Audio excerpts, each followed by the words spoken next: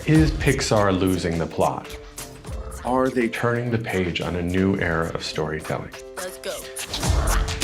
I'm Maylin Lee. I wear what I want, say what I want, 24/7, 365. It's gonna be me. OMG! Now, Pixar is renowned for bringing us not just great kids and family films, but great works of cinema, and delivering year after year such consistent quality that as a studio they are without equals in animation or live action. And now with their newest feature, Turning Red, has Pixar and Disney done it again? Or have they lost the plot? And why is this film, more than any other by Pixar, garnered so much controversy? So I'm here to answer all those questions as succinctly as I can. Why Pixar movies are so consistently good, it's almost as if they follow a formula or a beat sheet or something. And maybe why you should too. And is Turning Red an indication that Pixar is turning the page on their past? And why this controversy may in fact benefit you as a filmmaker or content creator. So I make content to help creators create, from filmmaking tools and gear to making behavioral shifts like removing a writer's block or learning how to find your narrative voice as a creative.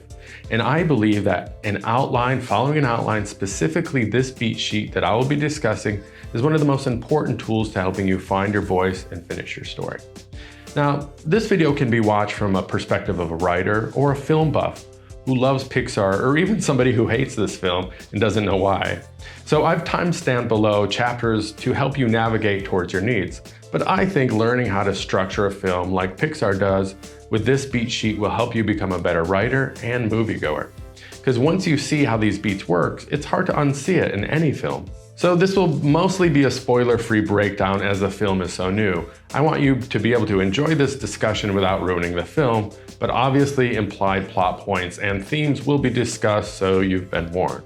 Within the writing community, or just within the universe of cinema lovers, Pixar is seen as the king or queen of story structure. But as Andrew Stanton, the writer of Toy Story, Finding Nemo, WALL-E, and others would say regarding the strict rules, storytelling has guidelines, not hard, fast rules. And these guidelines, like my beat sheet, were more discovered than invented. So this specific outline I synthesized from a screenwriting course that I took at UCLA from an amazing professor and screenwriter. And it is an outline that he constructed from years of professional on-the-job experience, writing and studying films, which all followed the hero's journey, which I mentioned in my last Willy Wonka video, but I will briefly recap it as it always bears repeating Joseph Campbell's name and seminal work, The Hero with 1,000 Faces, because he's the reason George Lucas wrote Star Wars. About 10 years ago, I set out to write a children's film. I had an idea of doing a modern fairy tale, stumbled across A Hero with 1,000 Faces. It was a great gift, and a very important moment. It's possible that if I had run across that, I would still be writing Star Wars today. But here's the gist of it. Across all of our time, our ancient stories, our myths, religions, etc., they all follow the same paths, generally speaking. And the hero of those journeys is the same figure, the same archetype, the same individual with 1,000 different faces. So this beat sheet follows our ancestors' oral tales from eons ago, translated down into modern cinematic story beats. And because most moving pictures are about 115 minutes long, we can track when each of those three acts, the beginning, the middle, and the end, need to take place, and what conflict needs or resolution needs to take place within them. We also need to know who our protagonist is. So on my beat sheet at the very top is my protagonist, my hero. And what is their wound? What is their injury? Nemo, wound. What's wrong with this fin? He looks funny. We call it his lucky fin. Has an underdeveloped lucky fin, a marker that is a remnant of his traumatic entry into this world. Next, their misperception, and it's usually roughly something like, I am not lovable. Nemo, and we'll get to May, but there's a lot of similarities here. But Nemo, he was either the runt of the litter or he was injured during the attack that killed all 400 of his siblings and his mother, and now he's left with an extremely, if not understandably, overprotective father, which keeps Nemo further underdeveloped and codependent. Daddy's got you. I promise I will never let anything happen to you. Nemo. Then our hero needs a goal, and this is where our story begins. This is flashpoint number 1, inciting incident, our page 10 moment. This is the beginning of our plot. Yet this is our hero's want, not need, but the goal is in hopes of healing their misperception. Nemo, not allowed to explore beyond the reef where monsters lurk and hunt, the very place that stole Nemo's mom and siblings, but also the very place, the depths where infinite knowledge is stored, and without it, keeps Nemo from maturing, keeping him trapped in a cage of his father's own design. So his goal is to dip his lucky toe into the great abyss as an act of pure rebellion, but also to show his father he is more capable. And this will echo very closely to Turning Red's coming of age struggle. That's why I'm digging deep here into our hero's motivation. Now, this is a goal or a want that will not heal his wound. On his adventure and his father's journey to find him, he does not fix his fin. He does not heal his wound, but he does fix his need, his relationship with his father. And as his childhood ends, his adolescence to adulthood begins. And since boys don't menstruate, this fishy metaphor, praised by critics and families alike, does almost exactly what Turning Red aimed to do. But then, why was this film so controversial? What seems to be different? Well, let me first acknowledge the giant panda in the room here. I'm a middle-aged white guy, presumably not the target audience for this film, nor do I represent the narrative voice in this film. But this is the beauty of good storytelling. It resonates across all boundaries, making identity both arbitrary and important. I can see how your experience is not mine, and also how it is. And that's what art should do, bring us together, make us remember who we all are. We all struggle, we all want to be loved and heard and seen, and that we are all the hero, or the red panda with 1,000 divergent tales, or stories that may not repeat, but they do rhyme. So in Act 1, our beginning, first 30 pages is broken up into 5 main parts with our opening, showing status quo but life out of balance. Next is our disturbing event, or salt in the wound moment, and part 3 is our page 10 moment. And in case you didn't know, a screenplay, a page equals a minute. So at minute or page 10, our inciting incident takes place, when our hero is presented with a false solution. In other words, her goal is presented, and it is a false solution. Then our hero weighs the pros and cons of this goal, and finally part 5, their decision to pursue the goal at roughly page 25 to 30, leading us into Act 2, the middle. Now, Act 2 is a tricky one because there is a lot of moving parts, and literally 2 distinct parts. Part 1 of Act 2 is defined by love interest rising, sincere connections taking place. It's as if the goal might lead somewhere good. This is where we get an initial success, a glimpse into sincere connection. Next 7, our hero fights out with more evidence that they're emerging, that they're heading in the right direction, which immediately follows to our midpoint 8. At roughly minute 55 to 60, this is our first moment of awareness of negative consequences. So maybe this goal that we're headed towards may not deliver us from our misperceptions. Maybe finding the money, getting the boy, winning the race won't make us feel loved. And this brings us to our part 2 of Act 2, where our obstacles and the antagonist begins rising. Our villain emerges in this part over our love interest. 9, we see a growing resistance, dissent, and denial. 10, our hero's plan starts to derail. Relationships are in jeopardy. And then 11, our all is lost moment. This happens at page 90. This is the lowest part of the film for our hero, and they need to course correct or else. And this brings us to Act 3. 12, an emergence with a shift in consciousness, a decision to make things right, which, as you would expect, precedes our battle scene 13. Now, this can be a super massive CGI hero brawl as the Avengers assemble, or it can be a simple inner turmoil where our hero is fighting their inner demons. Now, a good story is hopefully doing a bit of both, exterior and interior battle with the villain and the self. So this happens at page 105 to 110. And finally, after the battle, 14, we see life in balance, our resolution, our hero's wants were not met, whether or not they actually acquire the goal or not, but their need was met. They found the treasure, but it didn't matter because they found love. Now that I have explained this, I think you'll be able to see how easy it will be to plug in Mei Lin's heroic journey here. So let's break this down quickly, and I won't spoil the last 2 acts, so I can get to the controversies and why that's good news for you. But I think with repetition, this will really help firm up the beats of the sheet. So here we go. Our protagonist, our hero, Mei Lin, and her wound, her misperception, and thematic philosophical motif all immediately set up in the opening with a voiceover. One rule in my family: honor your parents. They're the supreme beings who gave you life, who sweated and sacrificed so much to put a roof over your head. Of course, some people are like, be careful. Honoring your parents sounds great, but if you take it too far, well, you might forget to honor yourself. Luckily, I don't have that problem.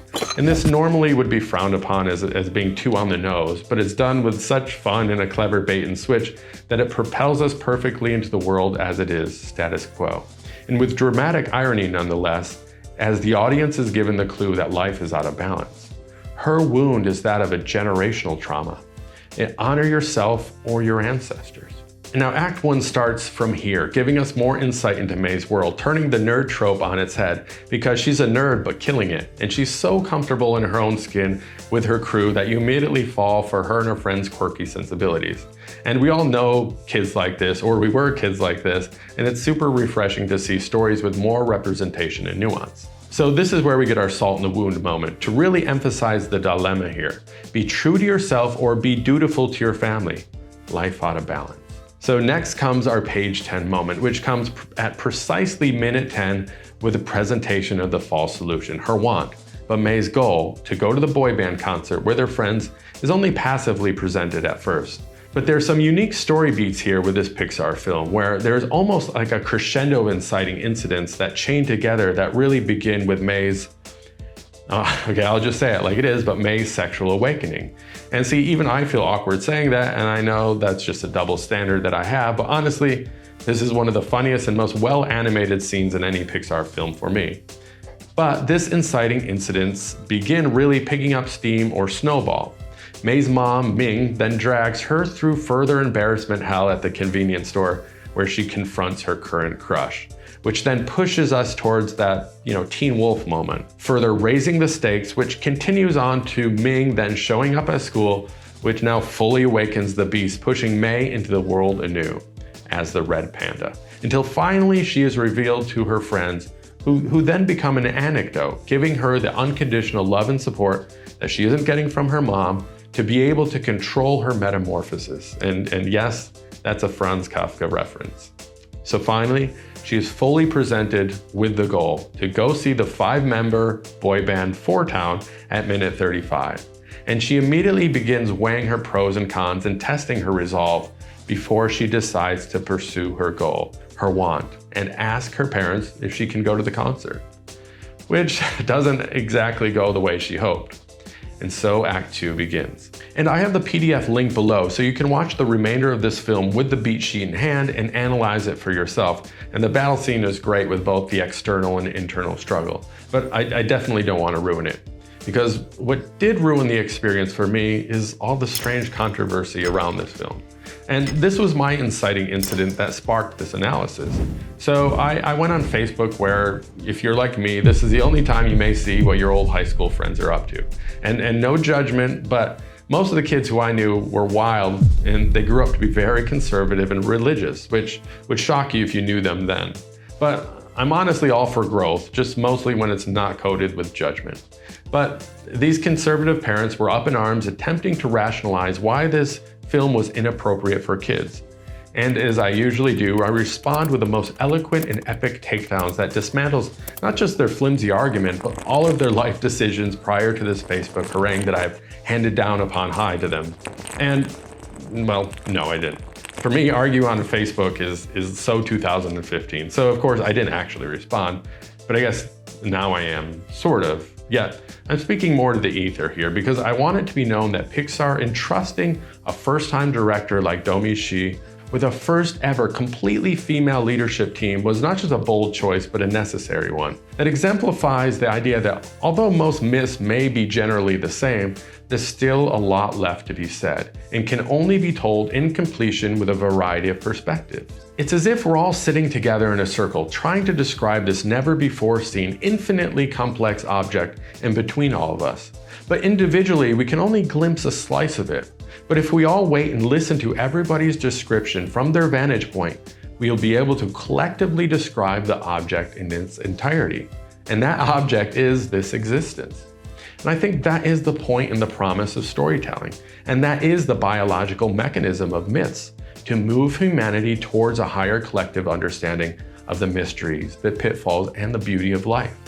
And although I can't speak to this story's female perspective, I can very much relate to the main thematic dilemma here: repression of one's authentic self via perfectionism and at the feet of the mother's authority. This is also tackling an often underreported source of authoritarian control, oppression by the matriarchy. And this is not a political statement in any way, as we can clearly see the wrongs of patriarchy gone amok over a millennia, but this story explores what happens when the matriarchy goes unchecked. And coming from an Italian background, it is not uncommon that the mother of the house rules supreme, and the father, like May's, and like my own, is also a serf in that queendom, rather than a co-parent or a co-ruler. But a society and a family system that works best is when both the male presence and the female presence are balanced in strength. This does not necessarily indicate sex, but duality. I know same-sex parents who also find this balance. So again, this is not about gender. This film again tackles the subject matter so prevalent in many families and so absent in many fictions and fairy tales. But it's not completely new. Pixar did it with Brave, and Disney did it with Tangled, among others. But it's new because turning red feels different, more authentic. And if you look at who wrote those, and directed those other previous films, all men. So it probably makes sense why it feels more authentic here. So the first argument I'm seeing from conservative parents are that this film is inappropriate for kids because May is, and I'm quoting here, disrespectfulness and deception, and the elevation of peer group friendships as superior to familial relationships were also concerning. And let me first say that this is the first clear indication to me that this is a ruse to the puberty issue, because literally every story with a young person, every coming age story, this is the conflict. And it only comes up when the parent is overbearing and authoritative. And I'm sure if this was 1984, they wouldn't have liked this film either. But let me give it its due, as I also believe peer relationships are too overemphasized in today's social media landscape. But it is more because parents are failing to understand this generation, which, like this movie, expresses this theme, a lesson to parents as well. Don't dominate your kids, let them be who they are, and they will love you and keep you close. So don't push them to their peers. But again, this is all about balance. Kids need friends as much as they need parents. Most parents are so afraid of losing grip on their kids that they push them away by squeezing too hard. So if you don't like this film for that reason, it's probably because you're more of a Ming than a May. Now, I could go on here with some of the other issues with honoring their ancestors over a god. Now, there seem to be some, if not anti-Asian sentiment here. There's definitely at least some anti-non-Jesus sentiment here. But again, I think it's all a ruse to the sexuality problem for these parents.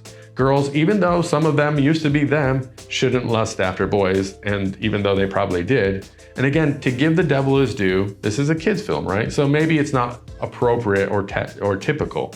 But most Disney films involve a romantic interest, a prince and a princess, and it's about finding and rescuing a mate. But I watched this film with my 3.5-year-old son, and he obviously wasn't paying attention to that and loved the film. And it was a layer he didn't even see, as most kids won't. But he also knows daddy loves mommy, so I think there's also an inherent understanding with kids of the sexual nature of life. The birds and the beads, it's literally why we're here and why they're here and why their kids are here, so then it just becomes a double standard. Or like Ming, if you are going to be a woman, it has to be neatly represented in this way that the matrilineage dictates. And in that, it's about sexual repression, or just general repression and perfection. And this is that lesson. This is about not having to be a perfect representation of somebody else's expectation for you. Perfection should really be balancing being authentic with being empathetic. And May is a perfect example of a little girl here who is first so confident in who she is, but when she breaches into that new territory, starts her hero's journey, she doesn't know how she fits in, except that it doesn't feel in balance with how her mom is attempting to force her to feel status quo. And within that, the turbulence of sexual desires, life out of balance. And sadly, this seems to be the most common cultural shortcoming that exists across all recent stories, from the Virgin Mary to May May. Women's sexuality is a monster best hidden and repressed than acknowledged and celebrated. And this is the crux of the controversies and where the double standard sits. squarely upon most. If there was a boy's coming-of-age story, well, unless it's Luca, who may or may not have had a gay romantic interest in Alberto, but the best of our 80s films, from John Hughes films and the like, all embrace boys becoming men through discovering their sexual attraction to women. Granted, again, Pixar is geared to slightly younger audiences, but I was 6 when I first watched Teen Wolf. Now, I mention this controversy because in many ways it's an indication that this story does have Pixar turning the page, and why you shouldn't stray from making bold, creative choices too. Pixar chose to be a bit more daring, finally, and in taking a risk of either offending some or being more authentic, just like May, they chose authenticity. So the theme, being true to yourself or honoring your past, was tackled by the studio as well, and by their protagonist. And what is the answer? Well, it's probably both. Honor your past, but move more fearlessly forward. And that's the beauty of it. Domi isn't trying to convince us there's one answer, other than perfectionism is usually a trauma that gets passed down generation to generation. And healing our trauma through using our voice, narrating our unique glimpse upon life to share to others is our unique gift to the world. And it finally looks like Pixar is turning the page on the age-old boys club and opening the doors for younger and more diverse voices to be heard. And this is good news for you. And if you have a story inside of you, because you know you do, that is unique to you because it is, sharing is not just welcome now, it is essential. So thank you for your time and attention. Please consider liking this video and help spread that message to more people that may need to hear this. And if you like this video, check this one out. Thanks again. I love you all. Frankly, there isn't anyone you couldn't learn to love once you've heard their story.